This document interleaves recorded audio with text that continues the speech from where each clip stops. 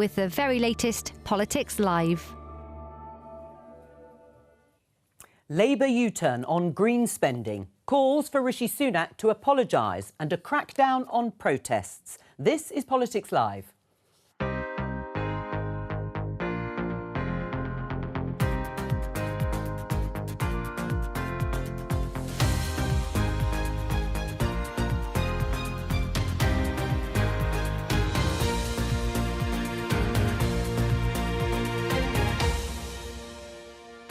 Joining me today, Conservative MP Paul Scully, Shadow Environment Secretary Steve Reed, campaigner and author Peter Tatchell, and The Telegraph's Annabel Denham. This was last month. Will the £28 billion investment definitely be in the Labour manifesto? Well, in the way I've just described, then yes, of course. Today, in a major U-turn, Labour ditches its plan to spend £28 billion on green projects. This Labour MP is not impressed. It's economically illiterate, it's environmentally irresponsible, and it's politically jejune. Keep 1.5 alive, everybody. But as global warming exceeds 1.5 degrees Celsius across an entire year, can 1.5 be kept alive? Defining a woman! Although in fairness, that was only 99% of a U-turn. Of all the weeks to say that, when Brianna's mother is in this chamber. Shame. Should Rishi Sunak apologise for that jibe at Prime Minister's questions? There were examples where, emergency vehicles were being impeded. That is not protest, that is deliberate disruption. We'll ask veteran protester Peter Tatchell what he makes of the government's new measures.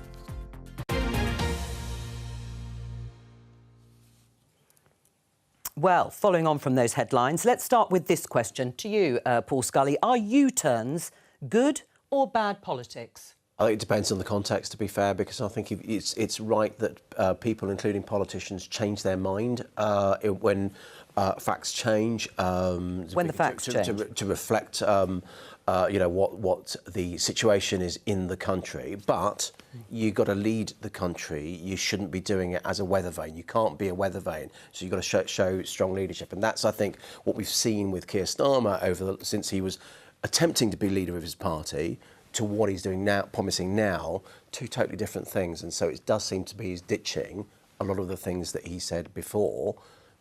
Partly it looks like political expediency rather than U-turning because he's changing his mind. We'll come back to U-turns by Rishi Sunak in a moment. But first of all, Steve, are U-turns good or bad politics? I think if the facts change, you have to change and adapt your policy to suit that. Otherwise, you're just dogmatically baking policy in, and then you try to drive it through. You're going to come a cropper. And like when we're talking about the public finances, you just can't play fast and loose with that. And since that 28 billion figure was first mooted, not incidentally allocated to specific things, it was a figure that was mooted. We've had Putin's invasion of Ukraine, we've had the Gaza-Israel conflict now extending to the Red Sea, we've had Liz Truss crashing the economy. Now, when the facts change, you have to adapt. Otherwise, you're not matching the resources available to your ambitions, and it's not credible to the public. So I think it's absolutely right to stop,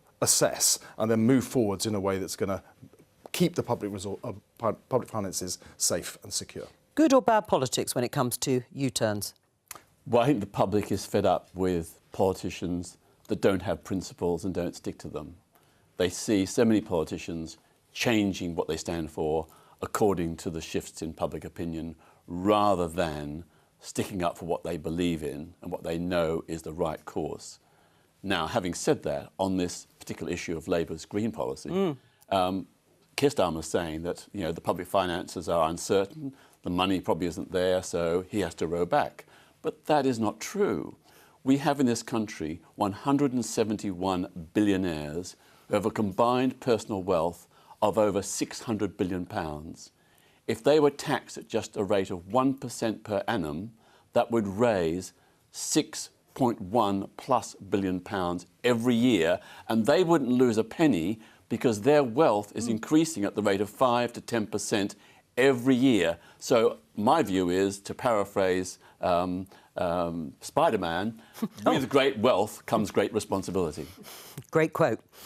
Good or bad politics when it comes to U-turns, Annabelle? Paul's right that context matters, and in this case it's very difficult for Keir Starmer for two reasons. The first is that he has U-turned on so much. If you look at his 10 pledges for leadership of the Labour Party, very few of them remain: abolishing universal credit, scrapping tuition fees, just to name a couple. The second is that the 28 billion Green Prosperity Plan wasn't a policy, it was the policy. It was the policy that helped define what a future Labour government was going to look like. And the fact that they've backtracked on that. It was also a central plank of Securonomics, which was Rachel Reeves's plan for the economy were Labour to come into government. So I think that a lot of voters are going to be sitting at home wondering why. Why should they bother to get out to the polling station to throw their weight behind Labour when they do not know what they stand for? What we're talking about there is funding that hadn't even been allocated to anything in particular. But given what's happened to the economy, if you remember, Liz Truss committed to basically pouring down the toilet £64 billion that was quite some of public time money ago. on tax cuts for the rich, not to invest to get the good jobs that we need in the future. What Labour's not going to do is play fast and loose with the economy in the way the Conservatives did. But we have a plan to rescue this country's economy from the mess that the Conservatives have left it in, a clean energy superpower, harnessing wind, wave, solar, nuclear to cut bills for households and to create new jobs up and down the country. To build Why should people believe you when you say the facts have changed? Now, you've both said this. What, the facts have changed since yesterday? Because none of these plans have been stopped. It's unallocated funding that isn't available because the Conservatives crushed the economy. We're not going to play fast and loose with the economy like the Conservatives did. Sorry, hang on, one at a time. Paul first, and I'll come to that move because when you first announced it, it was £28 billion for each and every year until the end of the decade. That then soon got watered down to it's an aspiration to somewhere down further on in Parliament. And as Jo was saying, just yesterday you had Chris Bryant and other people coming out and defending the £28 billion. And then today, right, OK, let's make it, it's a one-line whip. There's no one in Parliament. Let's just make a quick say goodbye to that. Well, let's just listen to one of your colleagues. Bridget Phillipson, Shadow Education Secretary, was sitting here in your seat. This is what she said. We will spend up to 28 billion, ramped up over the course of the Parliament into the second term, consistent with our fiscal All right, well, that does sound like a restating of the pledge. Answer. It's very clear. 24 hours later, it's gone. Well, actually, it was less than 24 hours later. It was about 6 hours later. Do you know what? We need a government that is going to match the resources to the ambition of the British people. But if you don't do that, you are playing fast and loose with the public finances. The Conservatives did that, crashed the economy and sent people's mortgages spiralling, prices in the shops spiralling, rent spiralling. A Labour government will not do that, but we will invest in clean energy, in house building, to support small businesses, because all of that will grow the economy. We're focused on jobs, we're focused on cutting household bills. We are not going to risk the public finances in the way the Conservatives and you weaponised it. I mean, that's the you weaponised it because you were going to go on and on and on about this £28 billion, as you put it, of unfunded spending on green policies, all the way to the election. I mean, it's worked. It's a pretty important thing because actually people you've got what you wanted. People you must be delighted. Yeah, so that's why I'm saying, the fact that they've caught up after 3 years, that this was never going to work. It was never a runner because borrowing 28 billion quid costs a lot of money in terms of £64 billion when Liz Truss threw it down the toilet. I'm sorry, Steve, but that's... Well, hang on. I want to come to... Let me come to Peter. Because debunked by economists. The politics, we will come back to the politics, but what about the substance of this particular pledge? Because it's been criticised. We heard Barry Gardiner, their Labour MP, calling it strategically incompetent. Unite General Secretary Sharon Graham said it will confirm workers' scepticism of the endless promises of jam tomorrow. Labour's Green Plan will create hundreds of thousands of new jobs. It will cut energy bills, which is a great boost to hard-pressed families. The plan's still there, of course. Yeah, still will. Still will. You haven't answered the question, why won't Labour introduce a 1% wealth tax on Britain's 171 billionaires? All right, that is supported by the public. The public overwhelmingly support a wealth tax on the very rich. It has popular support. That's the way you can fund this Green Plan. We're closing the non-dom tax loophole that benefits billionaires. Foreign foreign billionaires who live in this country but pay less tax than the guy that cuts my hair. And we've allocated that funding when it comes in to help to cut NHS waiting lists and support schools to educate children. But what we will not do, we will always focus on cutting household bills and bringing in the jobs we need. We will not play fast and loose with the public finances. Yeah, all the things you just said, Peter, got the money. But Peter, all the things you just said about investing in clean energy, transforming the economy, that is there. Those were commitments that were made with that funding, and those commitments remain in place. It was the unfunded part that, because of the circumstances that have changed, some of it outside the government's control, who predicted the war in Gaza or the invasion of Ukraine, some of it of which they did when they crashed the economy. You have to adapt your ambitions to the resources available if you want the trust of the British public. We will focus on that. Keir Starmer has said he cannot proceed with the Green Plan because the finances won't allow it. I'm telling you, the 1% wealth tax on 171 billionaires would provide the funding so Labour can proceed with that Green Plan, create all those jobs and bring down energy bills. I think the lesson we've learned out of this is that the Labour really haven't got a plan, and the lesson we have got is that Steve's paying too much for his haircut. Well, I think it's quite telling that it was Bridget Phillipson as well who was in that interview defending the 28 billion plan, because she had rather grandiose childcare plans of her own, which was another key policy of the Labour Party, which again it has watered down. And as I say, I think so many voters now are going to find themselves in a position where the only reason to vote for Keir Starmer is his character, and what is it that he is presenting to people aside from being a human rights lawyer who voted against and wanted. But Annabelle, you agree with them dropping surely the £28 billion pledge, don't you? I think economically it absolutely So do you think it will? makes But do you think it'll work then? Voters will think we can trust the Labour Party with finances. The difficulty is that net zero is one of the sort of issues in which the Tories and Labour, there is obvious division between the two of them, or obvious divide between the two of them. And without that, it looks as though Keir Starmer is simply following the But there's a really big picture to these plans for clean energy. But what's the difference between you? What is the difference between you and the Conservatives? They haven't invested in wind, wave, solar and nuclear. They haven't got a commitment to make the UK a clean energy superpower. If we do that, we can make the energy supply more secure because we don't rely on foreign dictators like Vladimir Putin, and we can cut people's household bills because it's cheaper. There's a huge difference that way. We can help people with the cost of living, create new jobs and make the UK more secure. They've done none of it. That is a huge agenda that will benefit households in this country. Of course we have. I gave planning permission for the next nuclear reactor to be built in Sizewell. So we are building. I think you've built no onshore wind farms since 2015. You've built none of the nuclear power stations. Nuclear power stations, that was a hiatus from the... Well, no, you talk about 14 years. That was a coalition government. And don't forget, I remember Nick Clegg sitting there saying we shouldn't be doing that for 10 years. And nuclear does take time to build. Right. And so the big danger with Keir Starmer's cutbacks on these key policies is that Labour will be in office but not in power.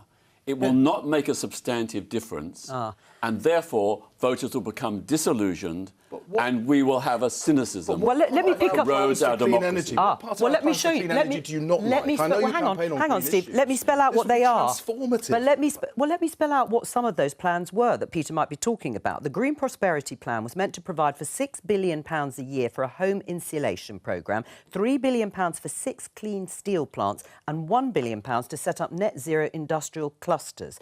Which of those is not going to happen now you can't and have dropped the pledge to spend and invest £28 billion a year? Keir Starmer, the leader of the Labour Party, will be making a speech in just a few hours' time. I'm not going to go through the checklist in advance, disappointing though that is, Jo, in advance of Keir's speech, because he will be dealing with all of that in his speech. What I'm saying, the key point I want to make here, and I'm not going to undercut Keir's speech, is that a Labour government will never play fast and loose with the public finances like the Conservatives did. Because it hit household income. So you will drop some of these things? You will drop some of these? I'm not going to anticipate Keir's speech. He's the leader and he's going to make make that speech. But there is a plan. I've just outlined part of it, clean energy, building 1.5 million new homes so that we can make housing more affordable and give younger families the chance to get on the housing ladder. Is that going to be like building new homes in London that we just don't have? Supporting small businesses. I know you worked in business before, we should do that. but we need a level playing field between the big internet giants and the shops on the high street who are really suffering. They're all aspirations. That's all a plan.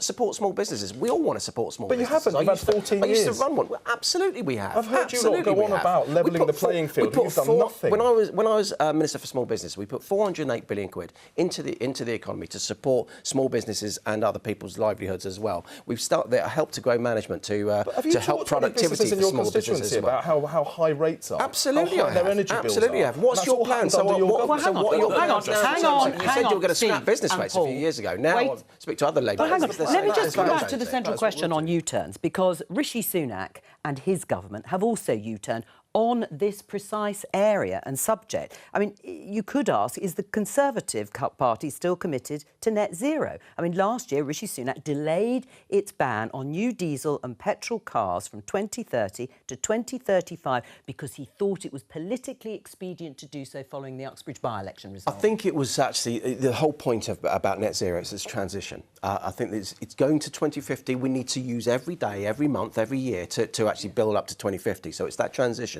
What you've got to do is take people with you along the journey. So you can sit there and come up with all the telephone numbers of money you're putting in, but if people aren't coming up with you... But Paul, you said at the beginning that actually politicians shouldn't U-turn when the wind changes. I don't believe this is political expediency.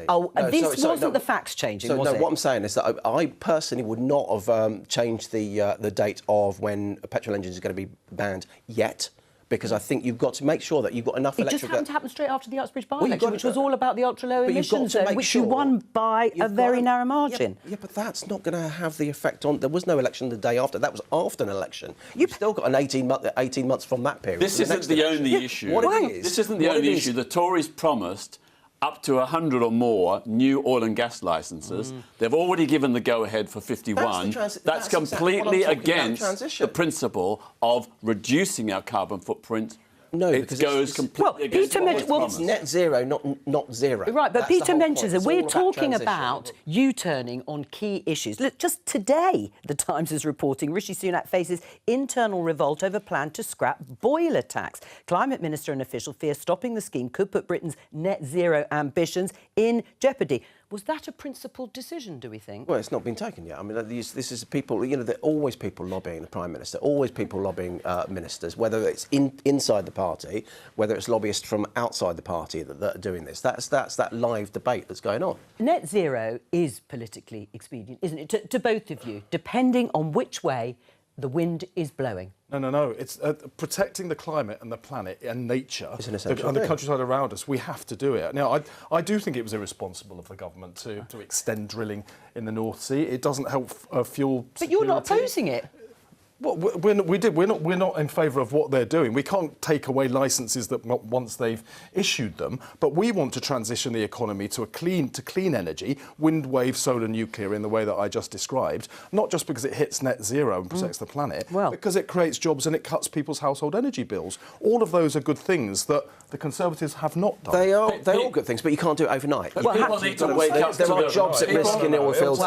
People need to wake up to the reality of what climate crisis will do. The NASA projections are that by 2030, but more likely 2050, large parts of London and other cities and coastal areas will flood on a regular basis. In London, nearly all of South London, from Greenwich to Battersea, will be regularly underwater. Hundreds of thousands of homes will become uninhabitable and uninsurable. People will lose all the money they've invested in their homes, and hundreds of thousands of jobs will go. Hundreds of thousands of people will have to relocate. Well, hang on, let me let Annabelle respond to that. I mean, that does sound pretty apocalyptic. Yes, it does indeed. I think it's wrong to say that people are not awake to this, that politicians aren't doing anything about it. That's a criticism that's often levelled at the Conservative Party, when, if anything, I fear that we're storming towards net zero too quickly, that we have this arbitrary target that's set in the future that we're supposed to meet, yet have no idea how or how much it's going to cost. And as we get closer to 2050, the fear is that the government is going to have to resort to more and more, whoever's in power, more and more extreme measures to get there that are going to massively increase let Peter, and when you actually poll people in, on their response to net zero, they are in favour of it in the abstract, but they are understandably, legitimately concerned about the cost that it will impose on themselves and on their households, regardless of how much they may support the principle. Spending now in the short term will save money in the long run. And people don't realise the devastation that's going to affect our country. But will those costs fall on those who can least afford it, particularly in the short term? It should not fall on those who can least afford it. That's why I say tax the 171 billionaires. You've got to innovate. You've got to use technology to drive down those costs, and that does take time. And the doomsday scenario that Peter says is a global response that's needed. You've got India and China pushing up their emissions there. We can't do everything ourselves. Was it a good day to drop your key pledge? This BBC News headline: world's first year-long breach of key 1.5 Celsius warming limit. For the first time, global warming has exceeded the 1.5 Celsius across an entire year, according to the EU's climate service. Now, this first year-long breach doesn't break the landmark Paris Agreement reached by world leaders in 2015, because I think they are taking it right across either 10 or perhaps 20 years. But it does bring the world closer to doing so in the long term. So was this the right day to dump your green policy? Profoundly alarming, those statistics. But it kind of, for me, it underscores the importance of transitioning the UK's economy to a clean energy economy. And I hear and recognise the fears that people on the table have been raising here. But we don't have to just frighten the British public with this. There are opportunities in this. We could become the clean energy superpower in leading the world on this agenda. We can create the good new clean jobs of the future through this agenda. We can cut people's household energy bills by investing in more secure, cleaner, but also cheaper energy. We shouldn't just talk about the negatives here. There are fantastic opportunities, and Britain can lead the world, as we did in the original industrial revolution in the 1800s. And we are in terms of offshore wind, in terms of the in renewables in the northeast, in terms of the hydrogen strategy that we published about 3 years ago now, which drives certainty in the market for green, for the build up to green hydrogen. And these kind of things, 250,000 jobs that were ready to be, introduced and grow over. In the north. Yeah, but this is quite a moment, isn't it? This particular breach. But Peter, can I just show you and Annabelle this graph? UK first major economy to report halving emissions since 1990. You can see there very clearly where the UK is. Canada right there at the top. The UK has achieved an awful lot, hasn't it, in terms of cutting carbon emissions? And we'll leave the political stuff aside. But in terms of cutting carbon emissions, they have achieved that. The rest of the world surely needs to do more. Well, yes, we have made progress, but not enough. And you're absolutely right. This needs to be a global response. This is a global crisis that will affect all of humanity. In particular, low-lying poor regions, river deltas in South Asia and elsewhere. Hundreds of millions of people are going to lose their homes, their farmland, their jobs. If action isn't taken. If action isn't taken, and it's going to create hundreds of millions of climate refugees, which are going to put more pressure on our borders. So it's in our interest to do even more and to work with other countries to get a result. Certainty is an issue, isn't it, Steve? One of the criticisms, the major criticisms of ditching the £28 billion pledge is that Rachel Reeves, the Shadow Chancellor, talked about an era of stability under a Labour government if you win the election. And this is not stability. This is uncertainty. We don't yet have a Labour government. There will be an election at some point this year. A Labour government will be elected, and we will make sure the prospectus we put before the British people is both affordable but ambitious. You know, we've got a government here. How many prime ministers is it now since the last general election? 3 or 4? 4 or 5 chancellors, constantly flip-flopping around. You'll get stability with a Labour government, but it will also be responsible, and we'll take tough choices now so we can deliver the ambitions of the British people after an election if we have a Labour government. You can't just say that. You've got to have a plan, and you're already starting your transition work. I can tell you that again. Let Paul answer. There weren't plans. As I say, there were aspirations and ambitions that I think most people can share. But the point I was making about the economy, Joe, wasn't actually a political point. It was to show, and it's again taking people with you. It shows that you don't have to all go back to the caves, as the green argument was about 30 years ago. You can actually have a sustainable growing economy and have a transition and use the kind of opportunities that Steve was talking about in one sensible, coherent plan. Let's talk about the fallout which has continued from an exchange at Prime Minister's questions yesterday. We talked about it. We didn't actually play it, but let's have a look at this headline in The Guardian. Brianna Jai's father demands apology from Sunak over transgender remark. Peter Spooner describes comment made in an exchange at Prime Minister's questions as absolutely dehumanising. Let's have a listen to the exchange in question from yesterday. But it's a bit rich, Mr. Speaker, to hear about promises from someone who's broken every single promise he was elected on. I mean, I think I counted almost 30 in the last year. Pensions, planning, peerages, public sector pay, tuition fees, childcare, second referendums, defining a woman. Although in fairness, that was only 99% of a U-turn. The list goes on, but the theme is the same, Mr. Speaker. It's empty words, broken promises, and absolutely no plan.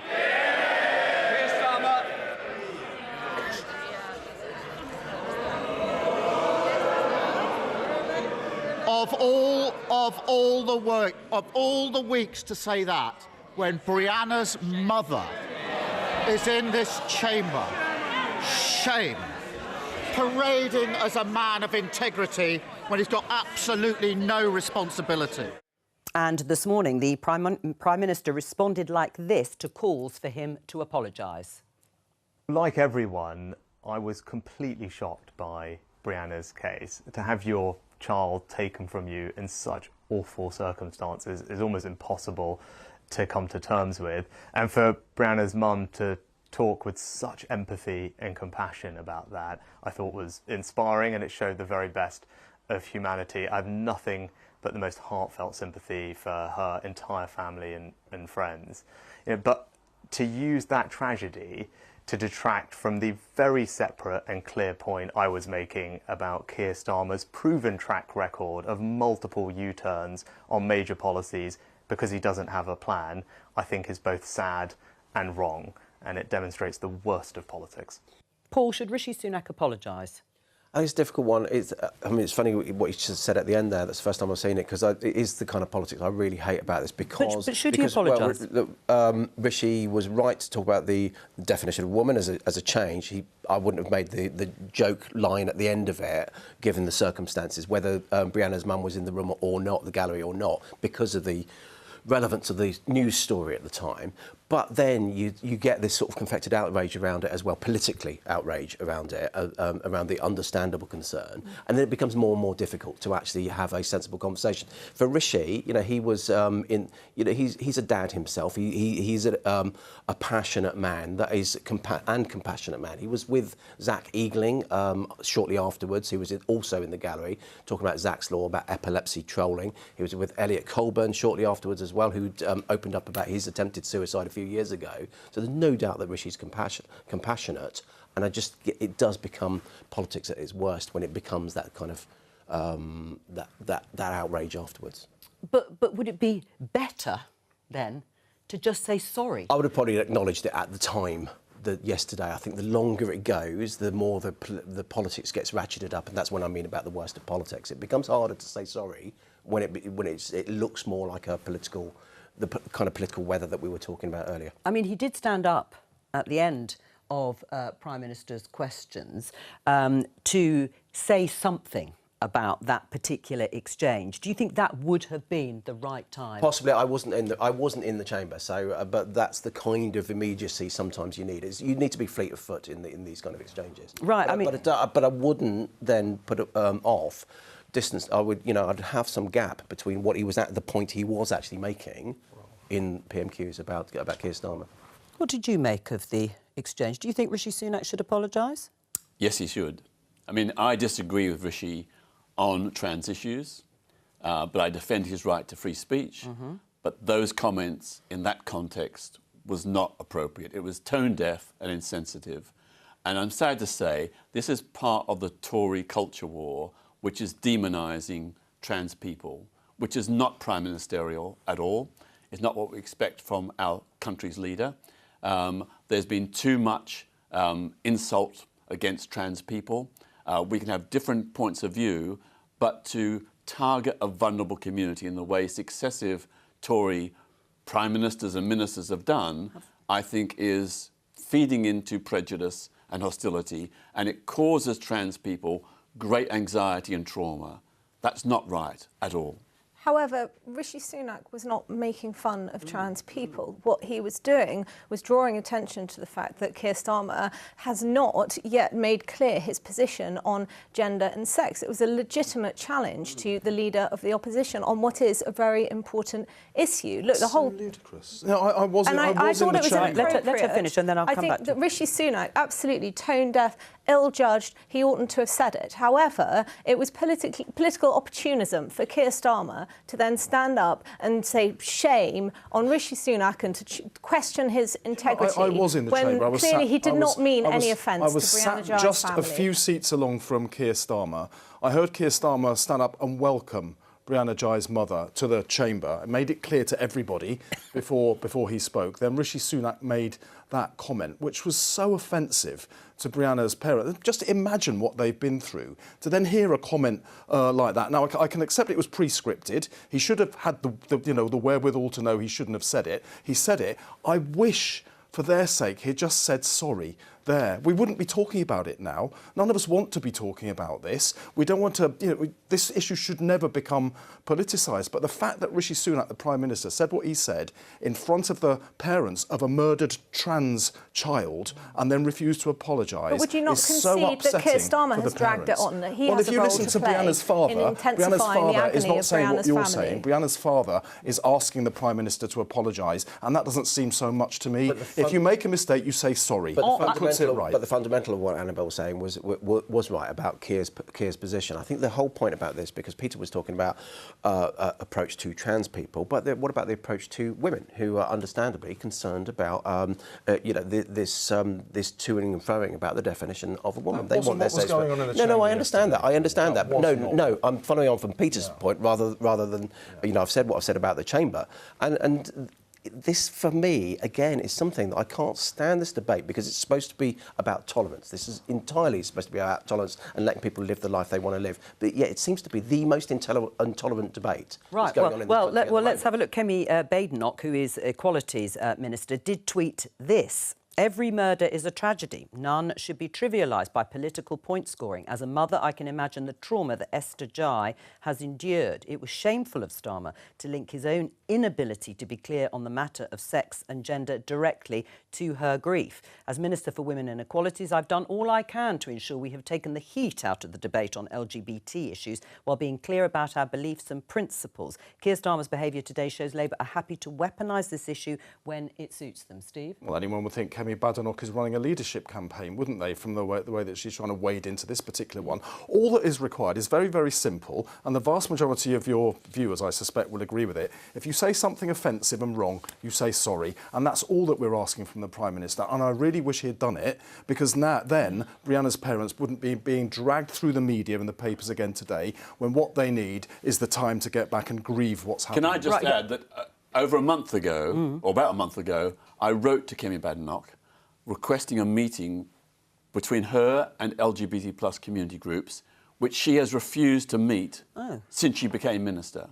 It was a reasonable request to have a dialogue. She hasn't even. And what's her reason for refusing? She hasn't responded. Hasn't even bothered to respond. All right. Well, on that, should she be engaging in communities? LGBT campaigners like Peter Tatchell and others. Well, first of all, I mean, Steve says, about her wading in. She's the relevant minister, so she's obviously got a position. But she has waded in the way you've just described it, Paul. But no. She is the woman for. She's the minister for women's inequality, so she's got a role in this. In terms of what you were saying about Peter's meeting, I don't know why she's not responded yet. But I always believe in engaging. I think you should just engage in arguments and debates and thoughts and ideas. So if I was the minister, I'd have no problem, meeting Peter. But we've got to take a step back with this. We've got to take a breath for all of this. This is this kind of thing that it gives offence to a lot of people. It's a very intolerant debate. We will be talking about something else tomorrow. Well, we've just got to find a way. We are going to talk about something else in a moment about protest. But just finally, if Brianna Jai's father has asked for an apology, even if it is a day later. Brianna Ghey's mother wasn't actually in the gallery when that exchange that we showed was actually happening. But if he's asked for an apology from the Prime Minister, should he now just give it? I mean, yeah, if it was me, I'd probably pick up the phone to Brianna's father, frankly. Right. So that's how I approach my politics. Let's talk about the law around protests. Now, I'm not sure if we can show you a clip from the Security Minister. We can. Tom Tugendhat. Let's have a listen. Protesters will no longer be able to cite the right to protest as a reasonable excuse to get away with disruptive offences, such as blocking roads. And through the package we are announcing today, we will crack down on those who climb on war memorials. Once this legislation comes into force, the police will have new powers to arrest protesters who wear face coverings to conceal their identities at certain protests. Those who shout racist abuse and extremist rhetoric will no longer be able to hide from justice. Why are these measures necessary, Paul? We've had endless pieces of legislation covering pretty well all of what was just described there. Why are these measures necessary? I think if you look at how protests have developed over the last few years, we've always got to be on top of the policing of that. The least we can do is make sure that that the police have the powers that they need to be able to police them without getting to the disruption that he was also, and the Home Secretary was also talking about as well, when protest leads on to disruption. I saw video just yesterday about over the weekend when people were protesting for Palestine. There was a guy who was talking about Hamas. He had a poster about Hamas, and he was someone pulled a knife on him with a mask. Was bundling him away and pulled a knife on him.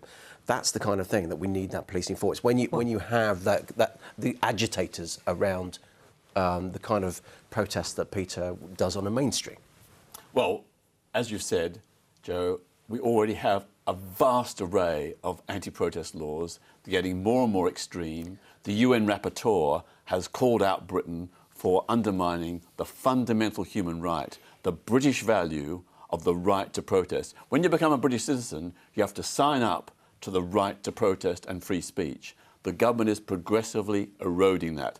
Some of these measures are more like what we'd find in Russia or China than in a modern democracy. All right, let Paul respond. Yeah, I would say you wouldn't know that we were eroding the right to protest if you look at London every Saturday afternoon, which is affecting businesses up and down London. It's moving into disruption. But as I say, there are tens of thousands of people that are perfectly able to protest to get their ideas across and their demands across every week. I oppose Brexit, but I defended the right of Brexit protesters to march and cause disruption. And on one occasion, I was disrupted, but I said, this is the price I pay for living in a democracy, and I will defend people who oppose my view despite our disagreement. But there's such an important distinction between people peacefully protesting and people who are actually setting out to cause economic damage, who are deliberately disrupting the lives of others, like the tactics we've seen from groups such as Extinction Rebellion and Just Stop Oil. And yes, there are extreme cases, but there are also many examples that we've seen over the last few months of people who are making anti-Semitic chants in the streets, and the police are standing by and not doing anything. Now, perhaps those police officers don't know what the law is, in which case perhaps they ought to scrub up on it. But I suspect they do, and they are unwilling to enforce it. And it isn't clear that additional legislation is a solution to that. It looks like an opportunity for the Conservative Party to be seen to be doing something about which is something which is an obvious issue to many Tory voters, without actually ensuring that the laws are enforced. Well, I think it depends. I mean, like, you can argue in that vein about things like climbing over war memorials and these kind of things. But if you talk about fireworks, that's a safety issue. If you talk about masks, that is a policing issue. So I think there are more things that are involved. Well, it ought to ring alarm bells that last year, 2 protesters who climbed on the Dartford crossing did not disrupt any traffic, did not cause any damage, did not abuse or threaten anyone. They got respectively 2 years and 7 months in prison and 3 years jail for a peaceful, non-violent protest. Of course they disrupted traffic. It did not. It didn't stop. It did not stop the traffic. It did not stop the traffic. The police decided to stop the traffic. Yeah, they did. Well, they didn't stop the traffic. But maybe for safety reasons. That's a standard policing approach. If you've got someone in a gantry dangerously hanging over a motorway, of course you're going to stop the traffic. There was no danger to the traffic. There was no disruption how are of the the police traffic. going to know that? To get up to 3 years in prison for a peaceful, non-violent protest, That's what we expect But in they would Russia have known that. They under would Putin. No, they would have known that, and clearly the police are going to... Do you agree that 3 years is an acceptable sentence? I think the protesters knew exactly what they were doing when they went up and Well, hang on, but Peter, let's leave that. Well, legitimate. you've made it clear on that case. But Peter, I'm interested in, have protests and the nature of protests changed in any way? You mentioned Brexit and the disruption that was caused then by protesters. But have protests become more dangerous, perhaps more violent than in the past, or not? Well, we all laud the suffragettes. They were far more violent and caused far more criminal damage than any protesters today. Sure. So, you know, they're all things in perspective, but I would say that 99% of protests are entirely peaceful, cause no harm or damage to anyone. And if we live in a democracy rather than dictatorship, we have to accept that sometimes protests will be disruptive. That's really part of the point of them. Well, I mean, is it going to have a chilling effect on the right to protest? Legitimate, peaceful process is a very important part of any democracy. I mean, so you're going to oppose it? Well, I haven't heard. We haven't seen the details of what the minister's coming up with. It sounds to me, Jo, fairly reasonable, to be honest. I don't want to see people clambering over war memorials and insulting the memory of, you know, those of us that we hold so dear, who died for their country. I don't want people carrying fireworks that they can use as weapons against other people. I mean, it seems reasonable to address those, but that doesn't mean that you're trying to clamp down Putin style on legitimate protests. You know, I had people on my street terrifying my next door neighbour's children and other kids down the road. The neighbour came out to ask them to stop, and they were shouting abuse back at him. I don't think that's legitimate. I don't think that kind of intimidation and harassment should be... Yeah, but there are already laws to deal with that. Well, that's what I was going to say. I fully defend the right of people to conduct the kind of protest, whether I agree with the issue or not, of course, as long as it's not causing excess disruption to other people. But there are laws, you're saying? Yeah, there are plenty of laws. The police have those laws. They choose not to enforce them. But I can assure you, if anybody is shouting incitements against the Jewish community, the police have and will arrest them. Right. And quite rightly. There are many examples of people at the pro-Palestine protests over recent months who have been chanting anti-Semitic remarks, and the police haven't been doing anything about it. They've arrested hundreds of people. It's not inadequate. It's inadequate. You need clarification so that they can use the laws. But is that the point, that actually this is about bad law?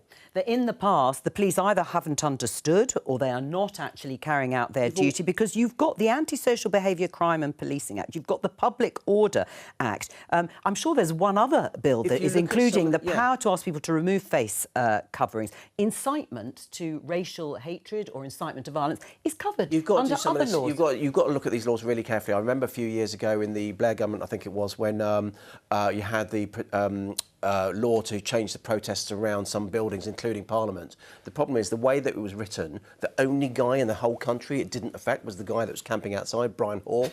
And so that was just really bad. So it is bad. So it's bad. So it's bad law. It's got to be carefully written, and sometimes these extra laws that we're talking about now help clarify the position for police to then be able to enforce it. Because one of the things that people really objected to on this programme is when Extinction Rebellion were gluing themselves to vehicles or to roads, stopping people getting ambulances to hospitals. Do you think it's then justified? Well, certainly it's not justified to stop ambulances or other emergency vehicles, but that happened on very rare occasions, and I was present at Extinction Rebellion protests when ambulances came by and everybody moved off the road to allow that ambulance to pass through. So we cannot exaggerate and condemn all the protests on the basis of one or two incidents. Well, do you think people should be prosecuted if they are gluing themselves to the streets and that's preventing ambulances from getting past, or if they're making members of the Jewish community feel very frightened for their own safety because they're seeing people making these anti-Semitic comments on the streets and the police aren't doing anything about it? What anti-Semitic comments? Well, there's a particular chant that I'm not going to repeat, which has been heard during these protests. I'm going to have to stop you there on that because we've run out of time, I'm afraid. But thank you to everyone for joining me. That's all for today. And as MPs take a week's break next week, we will too. But there will be a special Politics Live programme next Friday to cover the results of those by-elections. From all of us here, bye-bye.